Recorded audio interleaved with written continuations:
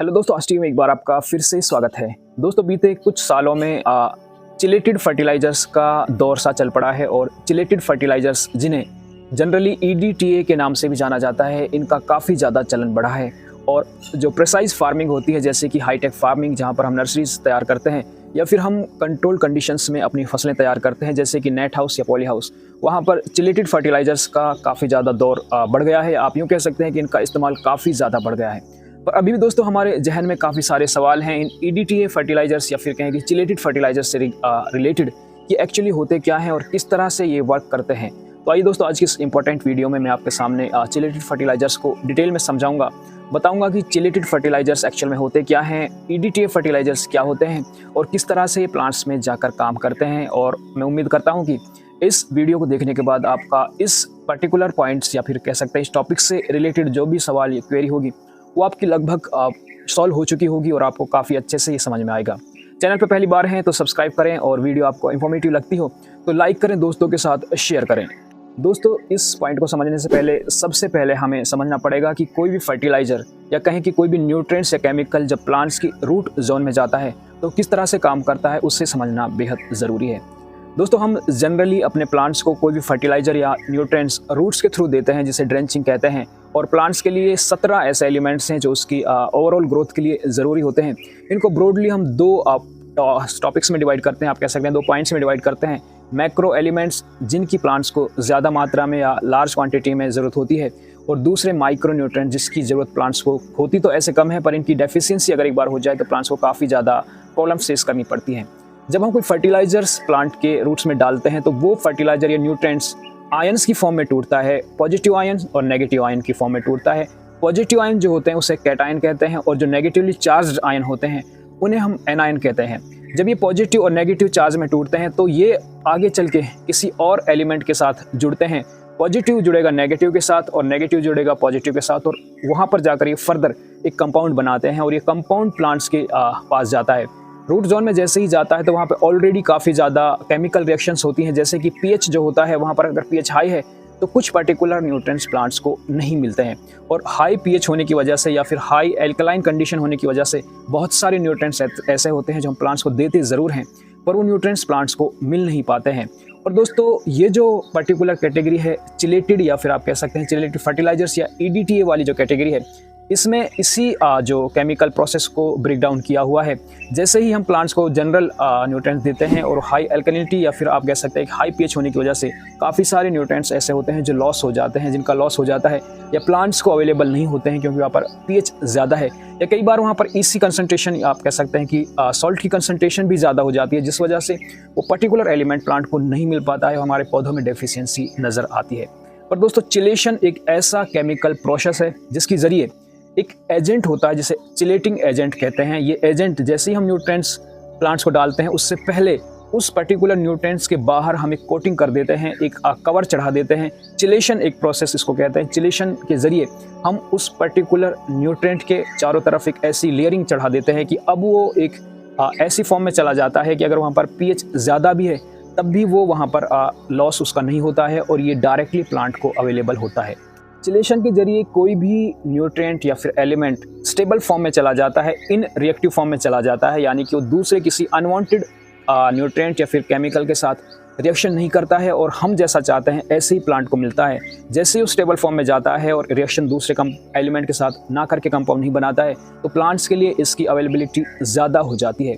पर उस particular nutrient या फिर एलिमेंट के चारों तरफ ये कैपिंग, एक तरह की लेयर चढ़ाने के लिए हमें एक चिलेटिंग एजेंट की ज़रूरत पड़ती है। और EDTA जो होता है ये भी दोस्तों एक चिलेटिंग एजेंट है जिसका इस्तेमाल एग्रीकल्चर फील्ड में काफ़ी ज़्यादा होता है। अब यूँ तो बहुत सारे चिलेटिंग एजेंट्स हैं जिनका यूज़ मेडिकल साइंस में भी होता है या फिर और दूसरी फील्ड्स में होता है, पर एग्रीकल्चर की फील्ड में जिस एजेंट का यूज़ किया जाता है उसे EDTA कहते हैं। और EDTA की जो फुल फॉर्म होती है दोस्तों वो इथाइलिन डाईअमीन टेट्रा एसिटिक एसिड होती है। जी हाँ दोस्तों, EDTA की जो फुल फॉर्म होती है इथाइलिन डाईअमीन टेट्रा एसिटिक एसिड होती है। और क्योंकि ये चिलेटिंग एजेंट है और इसके ज़रिए हम उस पर्टिकुलर न्यूट्रिएंट को स्टेबल फॉर्म में लेकर आते हैं और स्टेबल फॉर्म में आने की वजह से ये प्लांट्स को अवेलेबल आसानी से होता है। इसलिए इन फर्टिलाइजर्स को हम जनरली EDTA फर्टिलाइजर्स के नाम से भी जानने लगे हैं। हालांकि EDTA एक एक ऐसा एजेंट है जो चिलेटिंग एजेंट है जिसके जरिए ये सारा प्रोसेस किया जाता है, और ऐसे ढेरों चिलेटिंग एजेंट्स हैं जिनका इस्तेमाल एग्रीकल्चर के अलावा दूसरे मेडिकल साइंस और फर्दर फील्ड्स में भी किया जाता है। चिलेटिंग एजेंट की एक और ख़ास बात यह है कि दोस्तों ये जनरली ऑर्गेनिक होते हैं और इसकी वजह से हमारे प्लांट्स को कोई ऐसे साइड इफ़ेक्ट्स इसके नहीं होते हैं, और इस चिलेटिंग एजेंट के ऊपर कई सारी बाइंडिंग साइट्स होती हैं जिसके ऊपर हम अपने न्यूट्रिएंट्स को इजीली चिपका सकते हैं या पेस्ट कर सकते हैं या उस साइट पर अटैच कर सकते हैं। दोस्तों हर अच्छी चीज़ की कुछ साइड इफ़ेक्ट्स भी होते हैं या कुछ लिमिटेशंस भी होती हैं, और इस चिलेटिंग एजेंट जो EDTA है इसकी भी कुछ लिमिटेशंस हैं। इसकी लिमिटेशंस ये हैं कि ये जब आयन के साथ, हम इसको मेटल आयन के साथ ही अटैच कर सकते हैं। समझिएगा दोस्तों, हम इसको सिर्फ मेटल आयन के साथ ही अटैच कर सकते हैं। मेटल आयन यानी कि दोस्तों उन 17 एलिमेंट्स में से ऐसे एलिमेंट जो मेटल हैं उनके साथ ही हम इसको अटैच कर सकते हैं, और इससे हमें ये बात पता चलती है कि चिलेटेड जो फर्टिलाइजर्स होते हैं वो वही फर्टिलाइजर्स होते हैं जो मेटल की फॉर्म में होते हैं। जैसे कि आयरन एक मेटल है, तो आप चिलेटिंग जो फर्टिलाइजर्स आपको मिलेंगे वो आयरन के चिलेटेड फर्टिलाइजर्स आपको मिल सकते हैं। इसके अलावा जिंक एक मेटल है और इसके भी आपको चिलेटेड फर्टिलाइजर्स मिल सकते हैं। कॉपर एक मेटल है, इसके भी आपको चिलेटेड या फिर आप कह सकते हैं EDTA फर्टिलाइजर्स मिल सकते हैं। इसके अलावा मैग्नीज एक चिलेटेड एक कह सकते हैं आयन है, मेटेलिक आयन है, मेटल है, और इसके चिलेटेड फर्टिलाइजर्स बन सकते हैं।